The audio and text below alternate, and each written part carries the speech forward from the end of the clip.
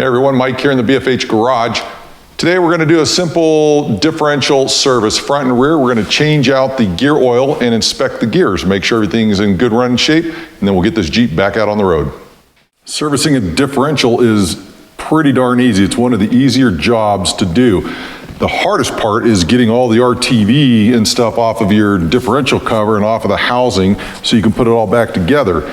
Today's vehicles, for example, this 2015 Jeep Rubicon JKU, they make it easy now. They put a little drain plug right over on the side here so you can access that, drain your oil, and refill it without even having to take the cover off.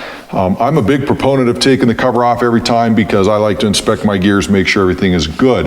I'm also a big proponent of swapping over to a lube blocker gasket when you do this, and that makes future services a lot easier.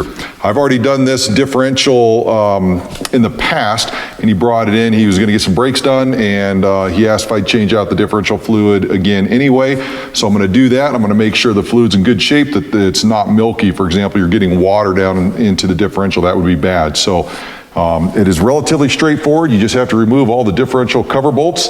A word of caution for you, the best way to do this is to start with your top bolt, get it loosened up just a little bit, so that way you can take out all the others and then the cover still stays on, but is allowed to kind of pop back and let that drain straight out. Because if you take them all off and then you beat it with the cover, everything comes splashing out at you. And I can tell you, gear oil is one of the nastiest smelling things you ever want on you. So save yourself a headache, loosen this one up a little bit to allow the cover to come out and get the rest of them free. Take your dead blow mallet, kind of bang back and forth a little bit until it comes loose. And if you have a struggle trying to get this loose, you can start working it from the side. You can use either a putty knife. Some people use a very fine point chisel just to get it started. You don't want to jam it in there and bend up your differential cover. You just want to get it loose, and then you can work the rest of that around. So let's get all this off and get this thing draining.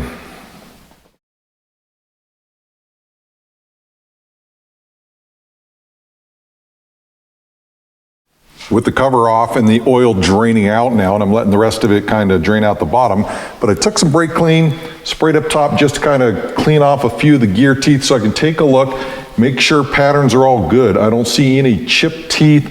I don't see anything that's unusual in here. So this differential is ready to be buttoned back up and filled up with gear oil. Now, if this was a non-Rubicon version where it didn't have the locker in here and instead it had an open carrier with spider gears, I would be sure to inspect those spider gears to make sure that they weren't chipped, pitted, or showing any other kinds of wear. So in this case here, we're good to go. We'll get the rest of the oil drained out. We'll get the cover back on and we'll get it filled up. I want to clarify one thing real quick.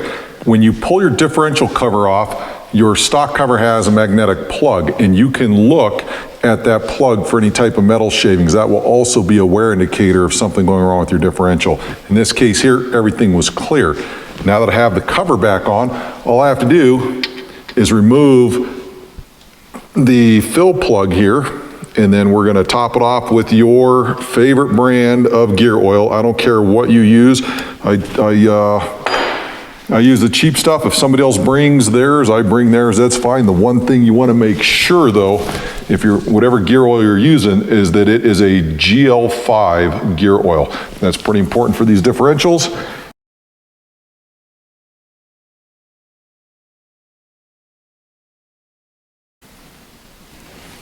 Here's a quick tech tip for you too.